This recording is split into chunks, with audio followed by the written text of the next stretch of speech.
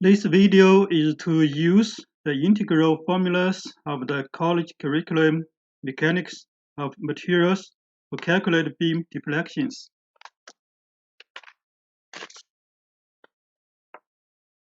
This is a simply supported beam. X is the beam axis before deformation. This curve is its axis after deformation under force P. O, C, C1 are points on the beam axis, and C1 is the position of point C after force P is exerted. Point O is the origin of the coordinate system. The horizontal coordinate of point C is x. Wx is the deflection at point C, which equals to the length of line C1. If the beam at point C moves downward under force P, the deflection at C, Wx is positive, otherwise it's negative. Theta x is the rotation angle of beam cross-section at point C under force P.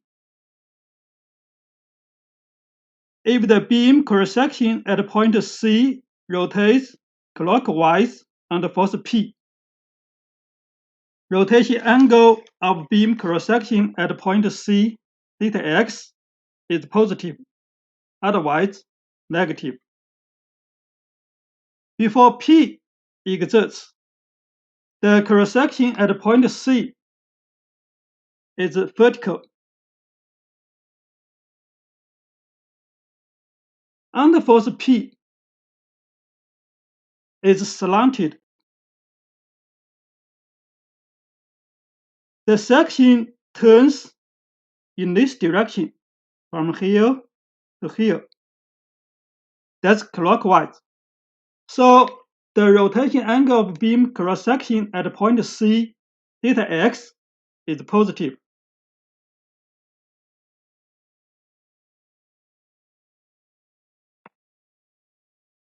These are integral formulas of beams with constant cross-section to calculate beam deflections. The formulas belong to college curriculum of mechanics of materials. This integral formula about theta x is formula 1. This is formula 2. We use them a little later in the examples. E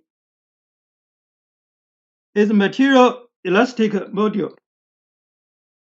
I is moment of inertia of cross-section.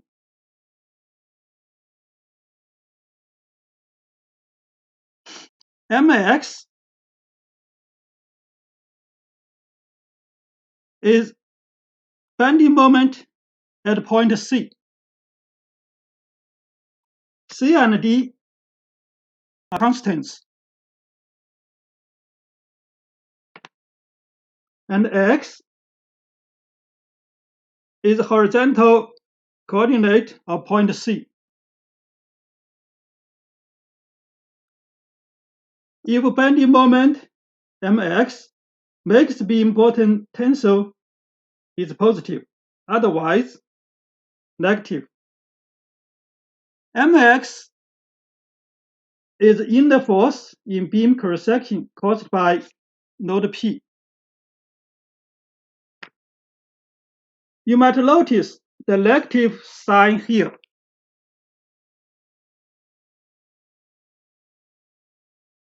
In some other books, there is no such negative sign. This is because of the difference of sign rules between these books.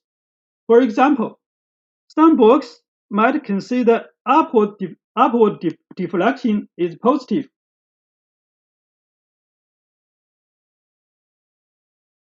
And they then omit the negative sign here. To calculate constants C and D, we need two boundary conditions.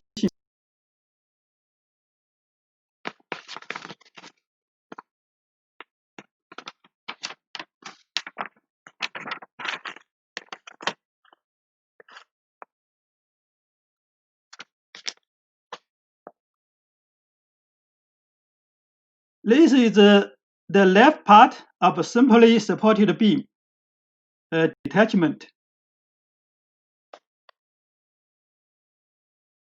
This is Mx in this cross-section. This moment makes the bottom tensile and the top compressive. So this moment is positive.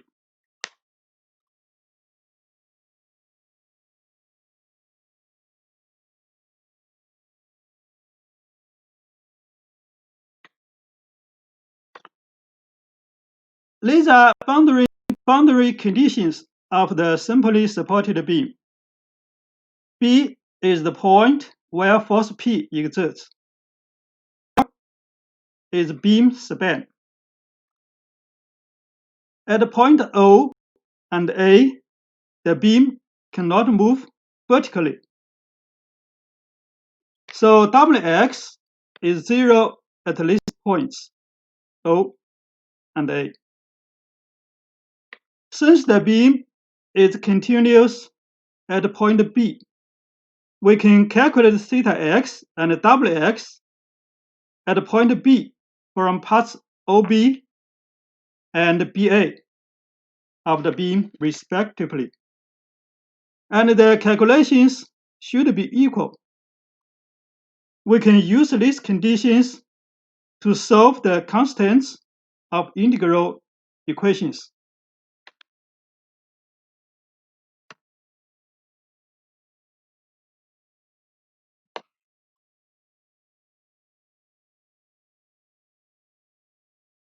These are boundary conditions of the cantilever beam. L is the distance between left end D and where force P exerts. At point D, the beam can neither move vertically or rotate.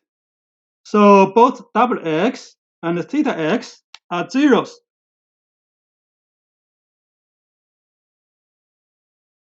At point D.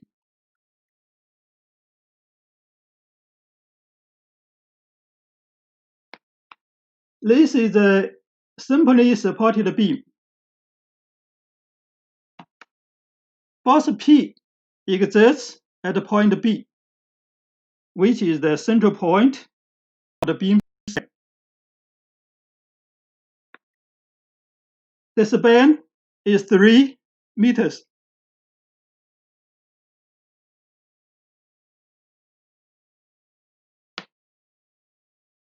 The equation is to solve the beam deflection.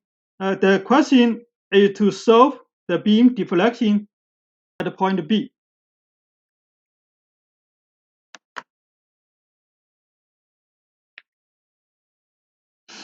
Here is the solution to the question. For part AB of the beam, we can calculate its Mx. Using formula 1, we can get the equation about its theta x. Then we can get EI theta x at point B.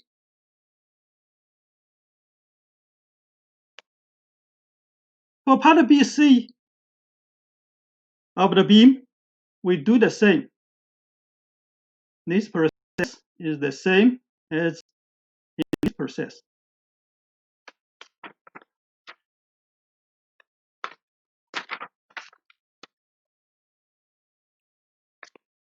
Since the beam is continuous at point B, EI theta x calculated in parts AB and BC of the beam is equal.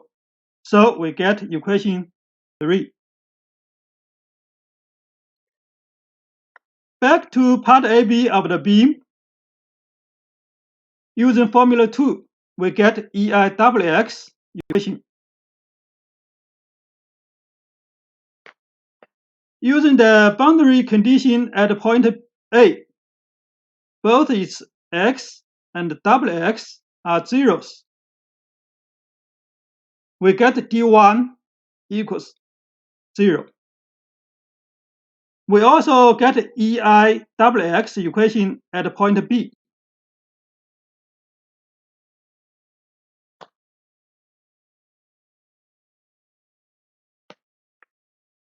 Here we do the same things for part BC of the beam.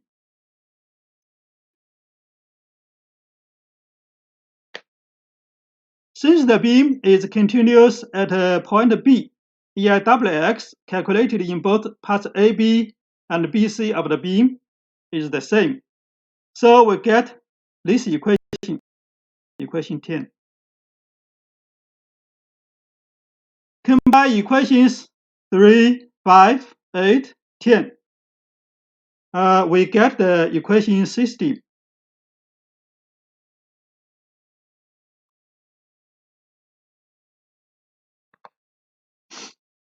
From the equation system, we solve C1.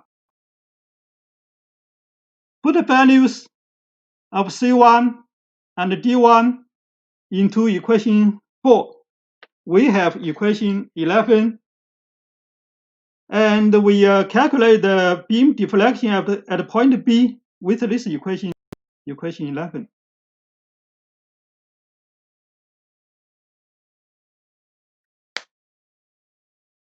Here we use equation 11 to calculate the deflection at point B. Equation 11 is derived from equation 4.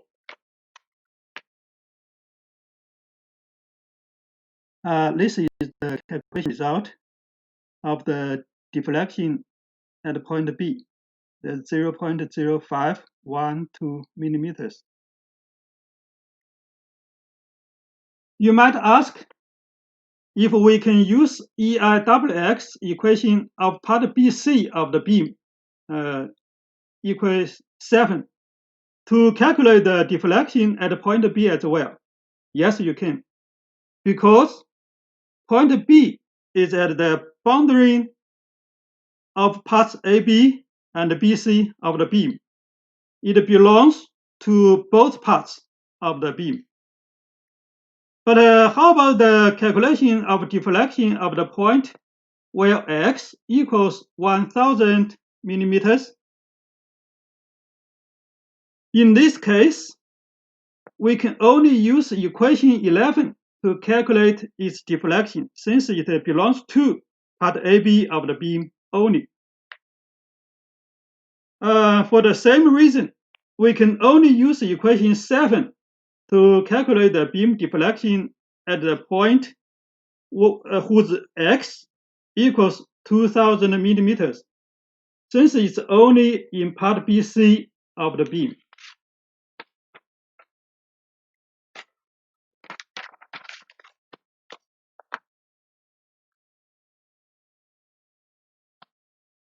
This example is a cantilever beam. Its material, dimensions, and force are all the same as in example 1. Point A is its left end. Point B is where force P exerts. The distance between points A and B is 3000 millimeters. The deflection of point B is asked.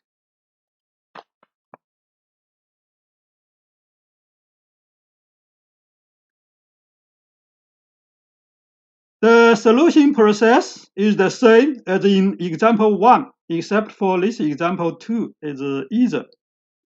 Here we get its mx and EI theta x expressions. Using the boundary condition, we get constant C. With formula 2, we get this equation 2. Using the other boundary condition, we get constant D value. D is 0.